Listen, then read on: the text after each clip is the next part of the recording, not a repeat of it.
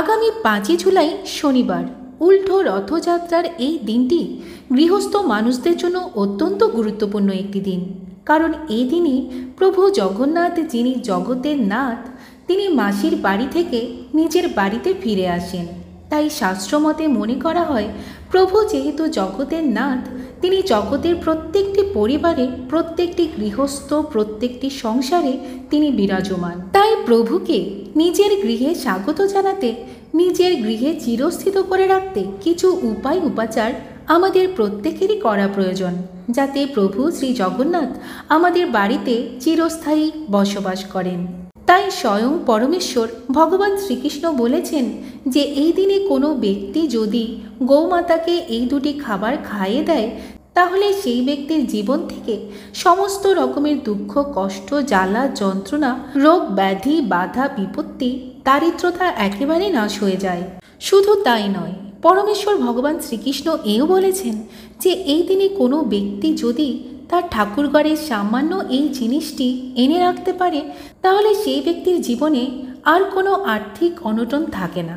হ্যাঁ বন্ধুরা, আপনারা বলতেই পারেন ভগবানের আশীর্বাদে আপনারা রাতারাতি কোটিপতি হয়ে যেতে পারেন। শুধু তাই নয়, যাদের ঠাকুর ঘরে এই জিনিসটি থাকে সেই বাড়িতে মা লক্ষ্মী সদা বিরাজমান। সেই বাড়িতে কখনো দুঃখ, দারিদ্রতা বিরাজ করতে পারে না। তাই আপনাদের ঠাকুর ঘরে যদি এই একটি জিনিস না থাকে, তাহলে অবশ্যই এই উল্টো রথযাত্রার দিন আপনারা ঠাকুর ঘরে এই জিনিসটি এনে রাখতে পারেন। আর যদি চান আপনাদের বাড়িতে মা লক্ষ্মীর কৃপায় সদা সুখ শান্তি বিরাজ করুক, ধন দৌলতে আপনাদের বাড়িতে সদা ভরে থাকুক, তাহলে অবশ্যই এই ভিডিওতে বলা এই জিনিসটি আপনাদের ঠাকুর ঘরে অবশ্যই এনে রাখবেন।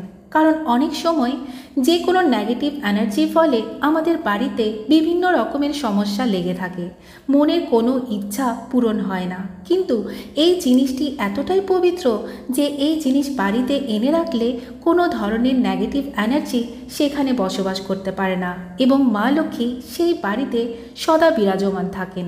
ফলে এই জিনিসগুলি আমাদের শাস্ত্রে ঠাকুর ঘরে রাখতে বলা হয়েছে। তাই চলুন এবার আমরা জেনে নিই সেই জিনিসগুলোর ব্যাপারে, যার মধ্যে থেকে আপনারা অন্ততপক্ষে একটি জিনিস হলেও উল্টো রথযাত্রার দিনে আপনাদের বাড়িতে এনে রাখবেন। তাহলে আপনাদের জীবনে সুখ সমৃদ্ধি এবং আয় উন্নতির কোনো অভাব থাকবে না। এবার চলুন মূল আলোচনায় প্রবেশ করা যাক। তার আগে আপনি যদি আমার চ্যানেলে নতুন হয়ে থাকেন, তাহলে চ্যানেলটি অবশ্যই সাবস্ক্রাইব করে পাশে থাকবেন। আমাদের জীবনে সকলেরই কম বেশি অর্থের প্রয়োজন হয়, আর এই সকল অর্থের দেবী হলেন মা লক্ষ্মী। তাই যে বাড়িতে মা লক্ষ্মীর কৃপা নেই, সেই বাড়িতে আর্থিক উন্নতি কখনো হয় না। তাই প্রত্যেক বাড়িতেই মায়ের আগমনের জন্য আপনারা প্রথমত যে জিনিসটি মায়ের সিংহাসনের পাশে রাখবেন, সেই জিনিসটি হলো আতপ চাল। আপনারা একেবারে ঠিক শুনেছেন, আপনাদের বাড়ির ঠাকুর ঘরের সিংহাসনের পাশে একটি হলুদ কাপড়ের মধ্যে কিছুটা আতপ চাল সর্বদা রেখে দেবেন। কারণ মায়ের প্রতীক হচ্ছে এই আতপ চাল। যে বাড়িতে সিংহাসনের পাশে আতপ চাল থাকে, সেই বাড়িতে সদা সর্বদা মা লক্ষ্মী বিরাজমান থাকেন। তবে এই আতপ চাল যদি কোনো শুভ দিনে বাড়িতে কিনে আনা যায়, তাহলে বাড়ির বাস্তুর জন্য খুবই ভালো ফল প্রদান করে। তাই উল্টো রথযাত্রার দিন আপনারা অবশ্যই আতপ চাল কিনে আনবেন আর তা বাড়ির সিংহাসনের পাশে রেখে দেবেন। নাম্বার 2, লক্ষ্মী কড়ি। আমরা সকলেই জানি যে সমুদ্র মন্থনের সময় লক্ষ্মী কড়িও মায়ের সঙ্গে উঠে এসেছিলেন। তাই এই লক্ষ্মী কড়ি মা লক্ষ্মীর অত্যন্ত প্রিয়। আর এই পবিত্র দিনে স্নান করে লাল বস্ত্র পরিধান করে 21টি লক্ষ্মী কড়ি নেবেন।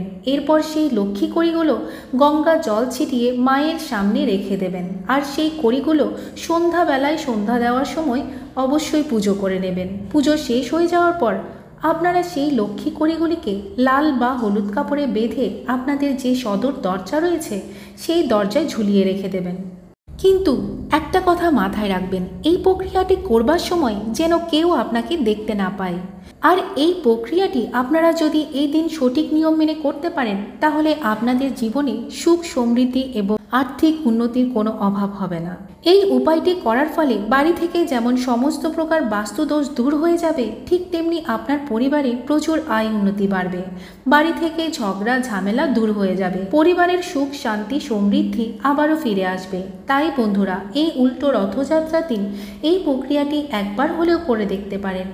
এছাড়াও যে ব্যক্তি উল্টো রথযাত্রার দিন এই দুটি খাবার গরু বা কুকুরকে খাওয়াতে পারবে তার জীবনে অভাব বলে কিছুই থাকবে না।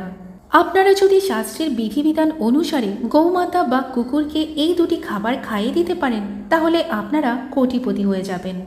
যদি আপনার জীবনে প্রচণ্ড অর্থকষ্ট থাকে এবং জীবনে অক্লান্ত পরিশ্রম করার পরেও যদি আপনার হাতে অর্থ না থাকে এবং আপনার গৃহে যদি সদা সর্বদাই অশান্তি ঝগড়া লেগে থাকে, আপনার পরিবারে যদি নিত্য রোগ ব্যাধি লেগেই রয়েছে, তাহলে এই দুটি খাবার এই দিন কুকুর বা গৌমাতাকে খাইয়ে দিন। দেখবেন শনি মহারাজের অশেষ কৃপায় সব সমস্যা তৎক্ষণাৎ দূর হয়ে যাবে। সাধারণত অনেকেই শনি মহারাজকে অনেক ভয় করেন। শনি মহারাজের নাম শুনলেই তারা ভীত হয়ে পড়েন। তারা মনে করেন যে শনি মহারাজের কুদৃষ্টি একবার যদি আমাদের উপরে পড়ে তাহলে আমাদের এই জীবন একেবারে ছারখার হয়ে যেতে পারে। এই কথাটি একদম সত্য কথা। কিন্তু আপনি কি জানেন, যদি শনি মহারাজ আপনার উপর সন্তুষ্ট হন তাহলে আপনার জীবনে কতটা আয় উন্নতি ঘটতে পারে?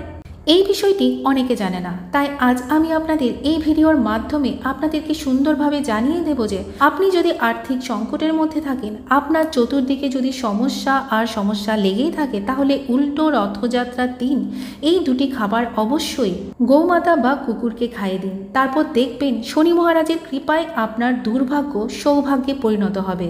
এবার আমি আপনাদেরকে জানিয়ে রাখি যে উল্টো রথযাত্রার দিন কোন গোমাতা কিংবা কোন কালো রঙের কুকুরকে আপনারা খেতে দেবেন।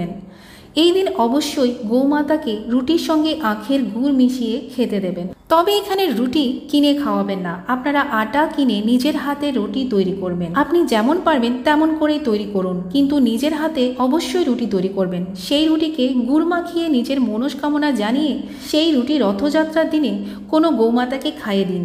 ঠিক তেমনি কোনো কালো কুকুরকে আপনি রুটি আর মিষ্টি খাইয়ে দিন। এটি আপনার জীবনে অত্যন্ত শুভ ফল এনে দেবে এবং আপনার কল্যাণ হবে। আপনার জীবনে থাকা সব ধরনের আর্থিক কষ্ট এক চুটকিতেই শেষ হয়ে যাবে।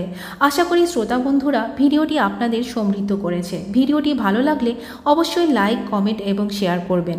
জয় মা লক্ষ্মী, জয় জগন্নাথ। আপনারা প্রত্যেকেই ভালো থাকুন, সুস্থ থাকুন এই কামনা করে আজকের মতো ভিডিওটি এখানেই শেষ করছি। নমস্কার, ধন্যবাদ।